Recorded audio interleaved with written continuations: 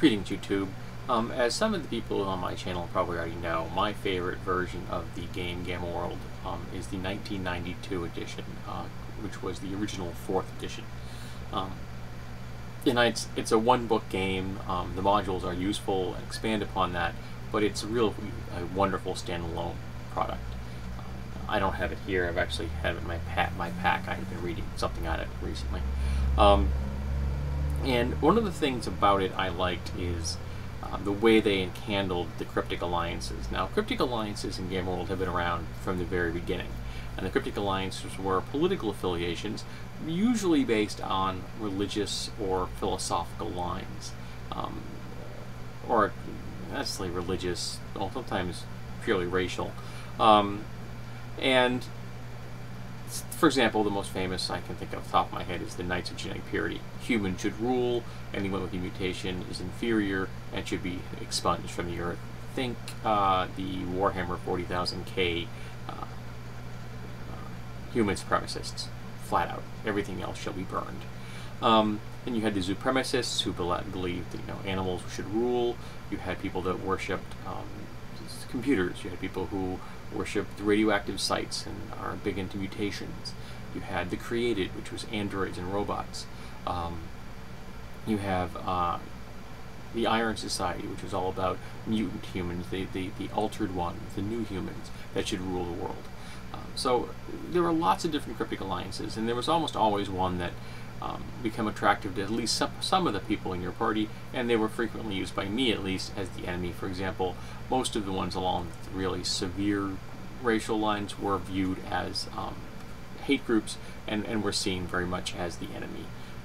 The Knights of Genetic Purity were never viewed in a positive light in the campaign I ran.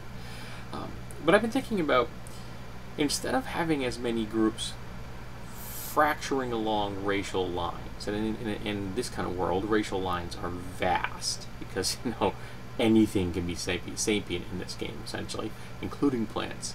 I thought, why don't I have some cryptic alliances that are more about what they have in common as opposed to what they have apart. So I came up with two new ideas, two large kind of umbrella cryptic alliances. And the first was the Primate Coalition. And the Primate Coalition is a coalition of the apes, of primates. Now the great apes, humans, chimps, gorillas, and orangutans, are at the top of the social structure in the Primate Coalition. It is not a perfectly egalitarian society, but all primates are allowed to be citizens, but only those members of those 4 races I just mentioned, the humans, the chimps, the orangutans, and gorillas, are of the equal, and that's with a capital E, and they can vote. All other primates can be citizens, but they are non-voting citizens, and anyone outside the races is not a citizen, though you could live within the coalition so long as you were willing to live by the rules and the laws that were created and administered by the equal. And I did this because, let's face it, primates are really close genetically, and if once they're all sapient, truly equally sapient, what they have in common would be a whole lot more than what drives them apart. I don't think that you would find a lot of gorillas and orangutans and chimps fighting amongst each other about who's better. And I think that humans, whether people in the modern era are comfortable with it or not, could very easily accept that an ape's an ape's an ape. So this would kind of break down some of the lines, less racial, so more these are the things we have in common, we've come together to form this group, and this is why we have this political structure. There would still be the Knights of Genetic Purity in this campaign idea, but they would be a splinter group. They would be a cult. They would be small time entity. They would be something maybe 100 people, if that. Think militia units in a modern era. There aren't that many people in any one of those groups, and there wouldn't be a lot of people in any one of the groups that would be thinking that chimp should rule, or gorilla should rule, or it should just be the 3 races of the apes, or something along those types of more severe highly concentrated political ideals would be cult-like as opposed to more of the larger cryptic alliances. Now, another cryptic alliance I came up with, the idea is the Transhuman Union. And the Transhuman Union is that any being who is not of a pure stock human variety is transhuman.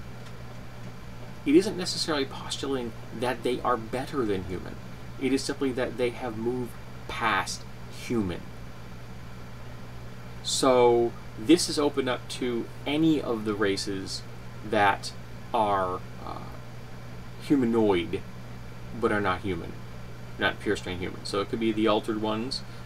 It could be mutant animals that are humanoid to some degree or other. It could be some sentient beings that have some genetic human components. They could be animals that look like my cat, but have had genetic material hacked into them at some point in the past, or at least are presenting themselves as though they are.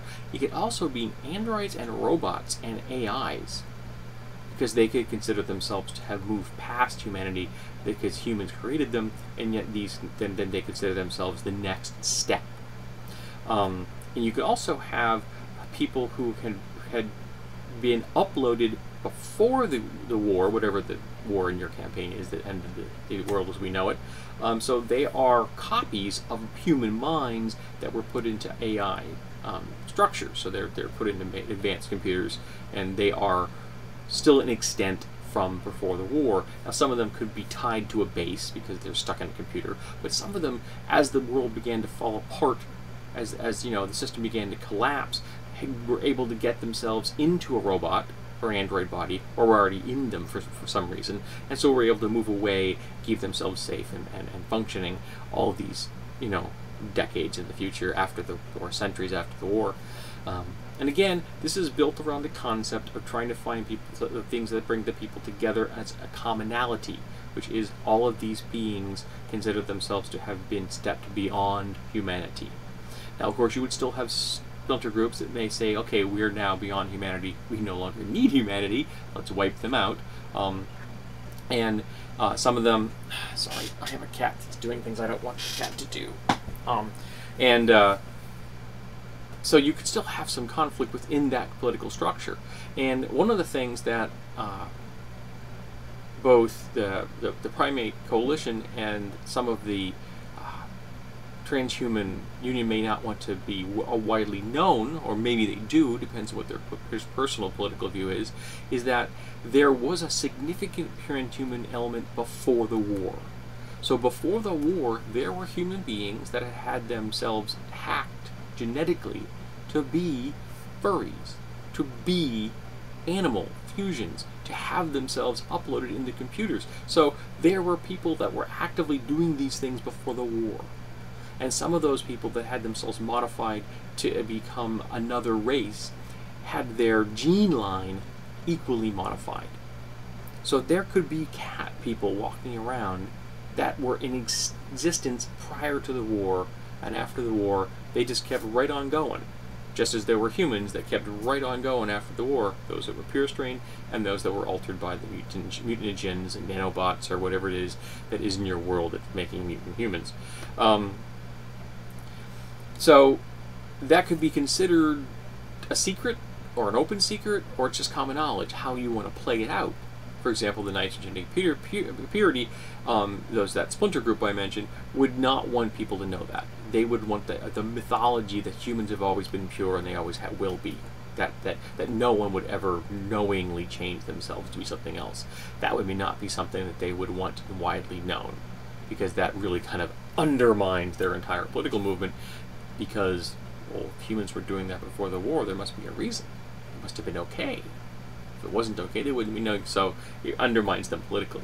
And there may be some among the primates that would like that chance not to be known, because they would like to think of themselves as the evolved state of being, and maybe they don't want people to be just discussing the fact that, well, you guys have been around for a while. Maybe it's not as you're not as special.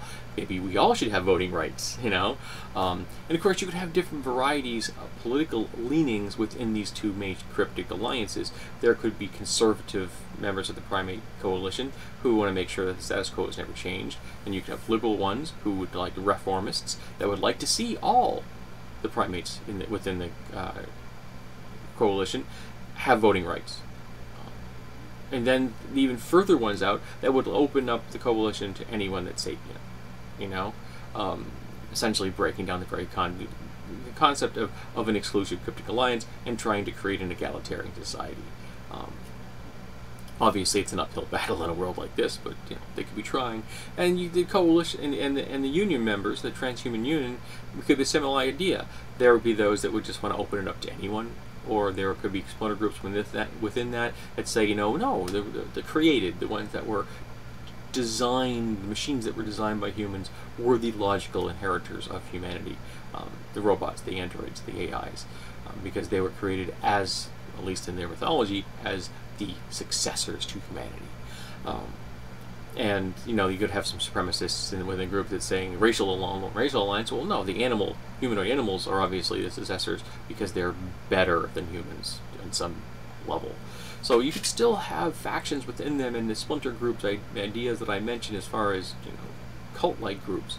But I like the idea of a larger encompassing organization. This doesn't change the fact that you could still have the Cryptic Alliance, like the Healers. They would still exist.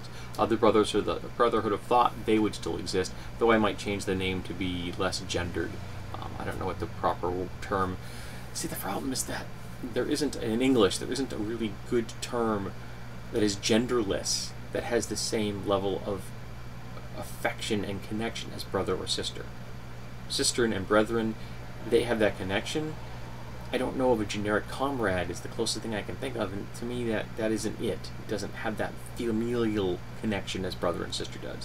So if anybody out there knows a really good term to use, I would love to know.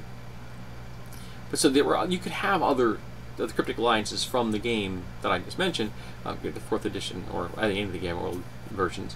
But I like the idea of these larger umbrella type organizations that I've mentioned here, the Primate Coalition and the Transhuman Union, as people coming together, having more in common than it's about coming together as opposed to splitting people apart, which is, to my mind, a much healthier and progressive worldview. So yes, my politics are being translated into game concepts. So tell me, if you were going to recreate cryptic alliances for a post-apocalyptic world, would you use either of the ones I have just presented, the Primate Coalition or the Transhuman Union? Or if you could create your own, or if you have created your own, what would they be? And what is the reasoning behind the existence of whatever cryptic alliances you have developed?